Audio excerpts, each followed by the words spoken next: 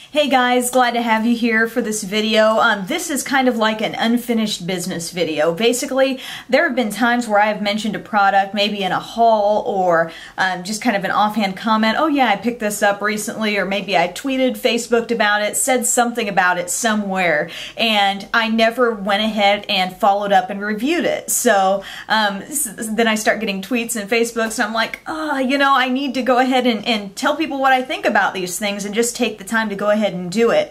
So I'm going to be taking you through some high-end, some drugstore products, and just kind of giving you a real quick wrap-up of whether I liked it or didn't like it. And if there's something you know that I have that you don't see in this video that you want an explanation on, let me know in the comments section. There's a chance it may be in a video featured all by itself.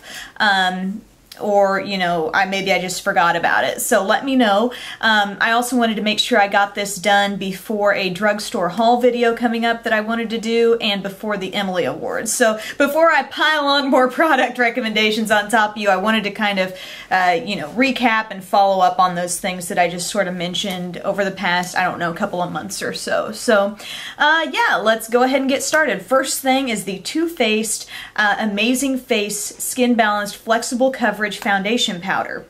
Purchased this not too long ago. Really cute packaging. I am a big fan of this powder. This powder keeps my skin matte longer than most other powders I've tried. It comes with a little sponge. I feel like it gives really good coverage. If you really want amazing coverage, use this like on certain areas on top of foundation. What I'll sometimes do before the news when I want really, really good coverage, foundation, and then do this on my T-zone area. So that works well for me. I feel like it just, maybe it's just a combination of what foundation I'm using it with or whatever, but this has really performed well for me, and I would recommend that to someone who's willing to pay maybe just a little bit more for a powder that really works for keeping you matte.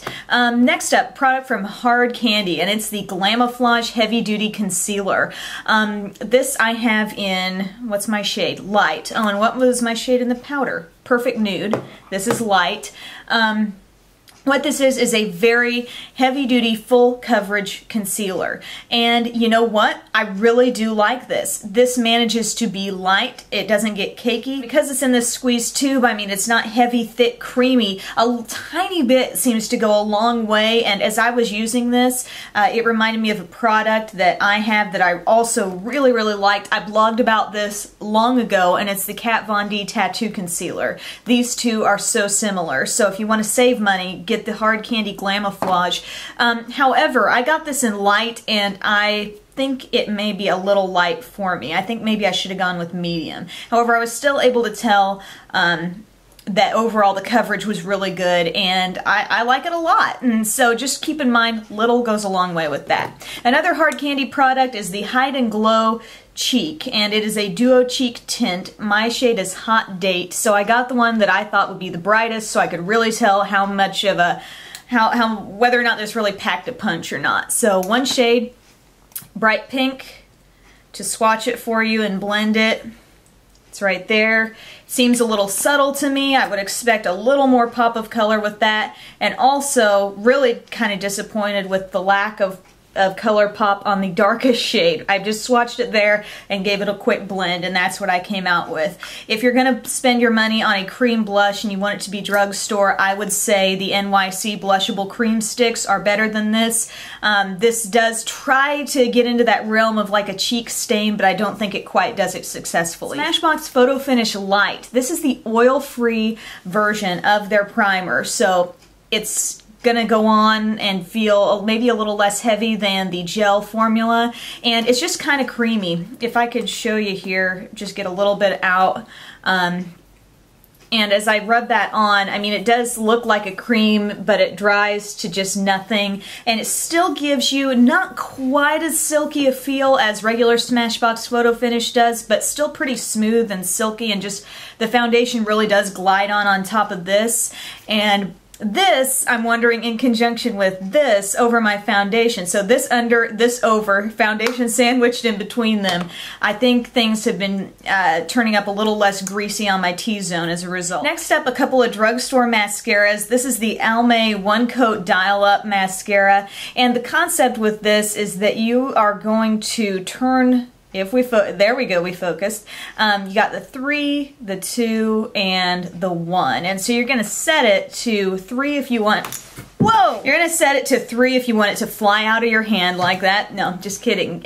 3 is most volume, 2 is in the middle, and 1 is, I guess, more natural lashes. I find this to be kind of gimmicky, and I really didn't notice, I mean, I noticed a decent amount of difference between 1 and 3, and the whole concept is that you click it to one or the other, and then the little stopper that your brush, that kind of cleans off your brush, it either becomes more restrictive and pulls off more product when you have it set to 1 or 2, and then it gets more wide open when you set it to 3, so more product stays on the brush and more goes on your lashes.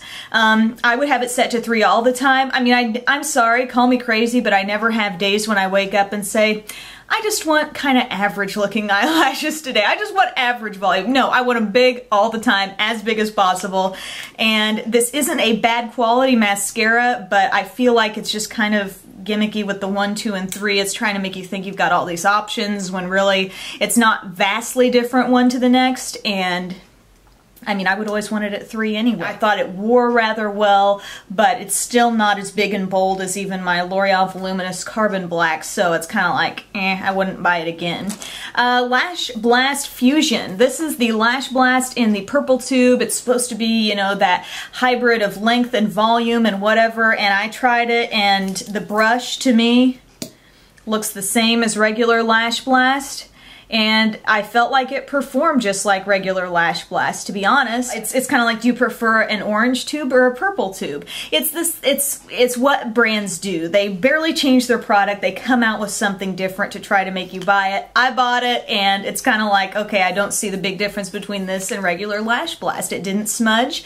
It wore well. It defined the lashes. I don't mind regular Lash Blast. My point is that this is just not very different from it. So take your pick, purple or orange, just because they basically do the same thing. Overall, I do like Lash Blast as a mascara, though. A couple of foundations. Maybelline Dream Liquid Mousse. Had really high hopes for this foundation. I thought it was going to be great, and when I put it on my skin, I felt like I knew it was going to be awesome until maybe just a couple hours passed, and my nose was so shiny. I wore this when I went to Nashville, had my trip there with Kaylee. There was one of my pictures I looked back on and thought, when did my face turn into an oil slick? Because right here, the nose primarily, a little bit on the forehead and chin, but mainly the nose, I was like, good Lord, you know, I just had that foundation on for maybe an hour, and I was so confused, but I love the way it looks right when you put it on, but it just, apparently the oils in your skin can really break this down quickly. Next is the MAC Pro Longwear SPF 10 foundation. This was sort of a letdown for me. This is a high-end foundation. I was really expecting a lot. I felt like this sort of oxidized on my skin as the day went on. In other words, turned a little bit orangey looking, didn't stay true to its color when I first put it on in the day. I felt like my skin got a little oily as I wore it, and I don't get that with Revlon Color Stay, so Revlon Color Stay wins out over this one. I also had a little bit of breakout going on around my nose, and once I stopped using this consistently, I noticed that I didn't have that problem anymore. A lip gloss that I tried that I really liked is from NYX, and it's called Sweetheart, and I think this might have been a product I mentioned in a haul. If you're looking for a really pretty, and I have it on right now, kind of a peachy pink lip gloss, this one's so good. I really like the Mega Shine lip glosses as a whole, and this is a very good one, so I'm happy with that. Also really raving about the NYX lip liners. I have several of them. One is beige, one is rose, and the other one is mahogany. And mahogany I want to talk about in particular because this shade, if I were to swatch it for you here, see that color there? that actually works very nicely if you have sort of a nude lip or a neutral lip and you're thinking, man, if I could just have my lips looking a little more defined. I'm not saying draw a darker line around them, but if you use this sort of to blend, like you start kind of filling in and then kind of leaving it a little lighter at the center of your lower lip, you have such a pretty neutral lip, and it's not brown, but it's just got a little more, I don't know, maybe spice to it or something, that kind of that spicy color that gives a little more brightness to your face. And I just really like this. This is kind of like my little transformer lip pencil, and it's so creamy. It's really easy to fill in your lips with if you want to. The Makeup Forever HD powder. I have the small size of this. I think that the e.l.f. HD powder is every bit as good as this, if not better, and I will not buy this again, and I will continue to repurchase my $5 e.l.f. HD powder. I had pretty much run out of my e.l.f., and so I thought I'd give this a go, see if it was way, way better. No, I don't think so. I feel like the e.l.f. even clings to my brush a little better. I don't know what it is, but they both appear the same on my face, but the e.l.f. Just goes on a little easier, and it's, I mean, there's such a drastic price difference there. I'm just gonna go with e.l.f., you know. What else do I have? Oh, one more thing. From MAC, it's the Blitz and Glitz Fluidline, and I don't have any other fluid lines, so I'm just basically judging this as, do I like MAC fluid lines or not? And I say totally yes. This went on so smooth. This color in particular, I got this with, I believe it was with one of the holiday sets, and if you look closely at that, I don't know if you can tell, but there is a little bit of sparkle with that.